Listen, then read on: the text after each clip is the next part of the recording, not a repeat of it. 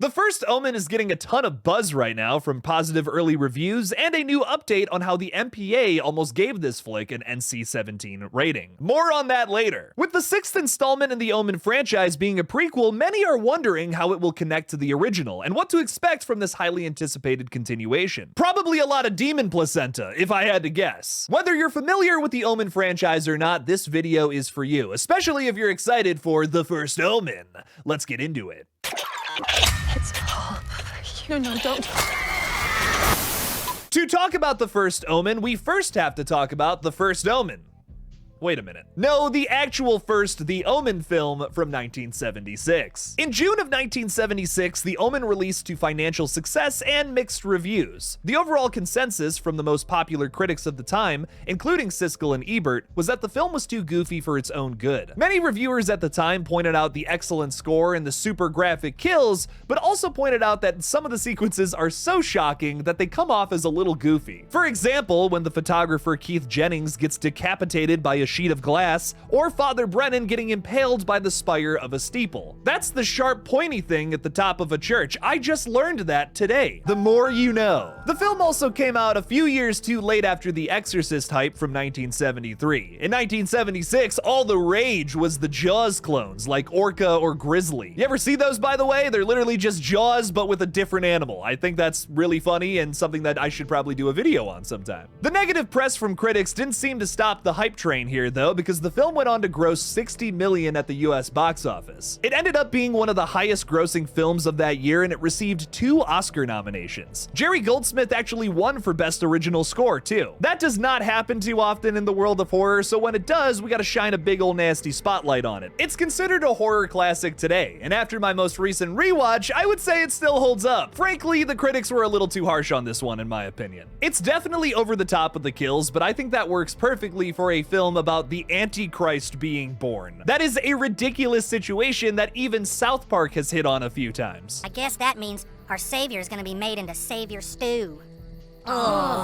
It gives it this cheesy, campy energy that never feels condescending to its audience, but rather playful and persistent. Honestly, it's that element that kept me invested in this film and keeps it different from something like The Exorcist that is a little more straightforward horror. I also think that it's super impressive that this movie is so disturbing despite its goofy moments. This can sometimes hurt scare sequences if there's something way too goofy going on. It just clashes and maybe elicits the wrong emotion, like the Pope's Exorcist in its entirety. The original Omen does this balancing act quite well, but it's clearly not an easy formula to replicate. After going through the rest of this franchise, I would say the majority of the sequels fall into a dumb, goofy religious horror that all but falls flat for me. With the exception of the third film that actually rocks, is super underrated, and stars Sam Neill as Damien Thorne. I know, right? The remake isn't much to write home about either, as it's basically a one-to-one with the first film, but now Cotton Weary is Damien's dad. My buddy Evan from Rockland Graves Productions did an excellent video covering this flick. Make sure to check that one out. Also, if you want me to rank all the Omen movies this weekend, leave me something about it in the comments. The First Omen seems to be breaking that somewhat goofy mold with a more disturbing horror flick, but of course, not without paying homage. As much as I really like the original Omen, I feel like this is a good move for modern audiences. Possession or religious horror flicks have been done to death at this point, so the only way to impress audiences in 2024 is to make something that's truly haunting. Take this year's Immaculate as the best example. This is a movie that is truly terrifying, but mostly hits on familiar tropes of things you've already seen before,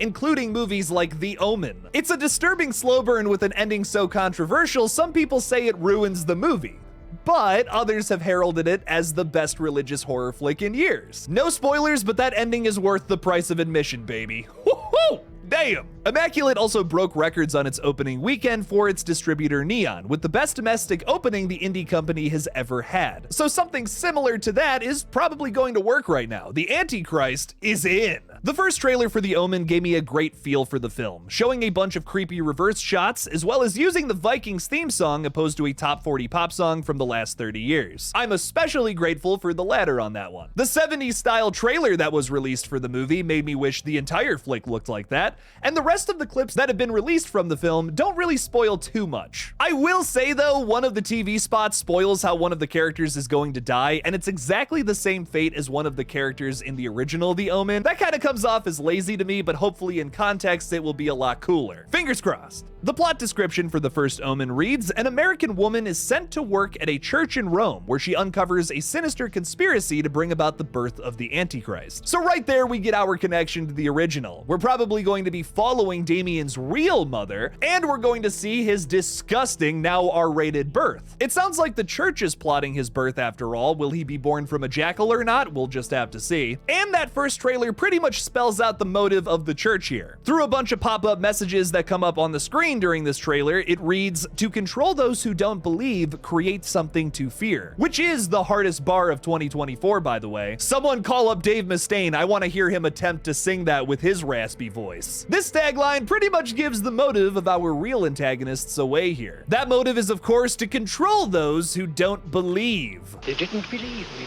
Speaking of Ralphs, we have a Ralph in this movie playing a character from the original The Omen, Father Brennan. Ralph Ineson plays this character before he gets impaled by a spire. Ralph is no stranger to religious horror as he voices the demon in The Pope's Exorcist and is also one of the best parts of the Vivitch besides Anya Taylor-Joy. He was also named after Ralph Wiggum from The Simpsons. That's obviously not true, but what if it was?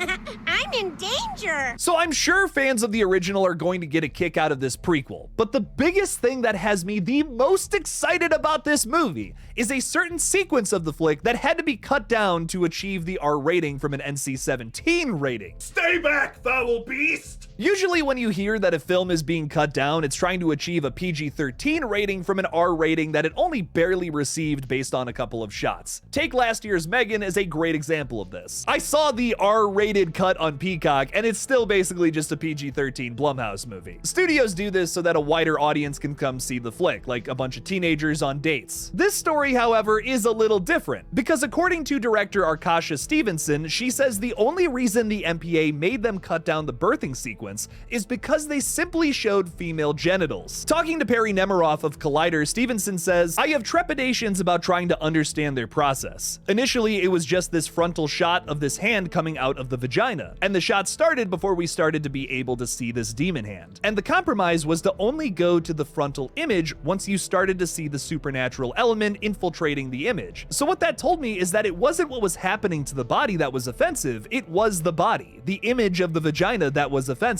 Which, you know, it's 2024, there's a lot of male frontal nudity, there's a lot of female nudity, but the female nudity is in a sexual light. And it was interesting that this was what was going to push the boundary. But once we realized that that was going to be the battleground, I think everybody was in full force on our side, including the studio, to really get this image through. Apparently they had to go back and forth with the MPA 5 times before they were able to achieve that R rating, all over a little vagina. I'm with Arkasha here. This whole situation is so strange to me. I mean, think about Midsommar from 2019. That film features Jack Rayner completely butt-ass naked running around with a bloody penis. There's an unrated version of that movie too, don't get me wrong, but the R-rated cut that was first initially released in theaters has that sequence in it. Stevenson goes on to say that the scene is strangely more graphic now in the final cut that releases in theaters this Friday, April 5th. Elaborating more on this strange situation with the MPA in the same interview, Stevenson says, we have a pretty gory movie. We have a lot of violence. We have a lot of body horror. And we also have a demon phallus, and none of that triggered an NC-17 rating. Okay, I'm starting to see a trend here. The MPA sees penis, they're fine with that, they see vagina.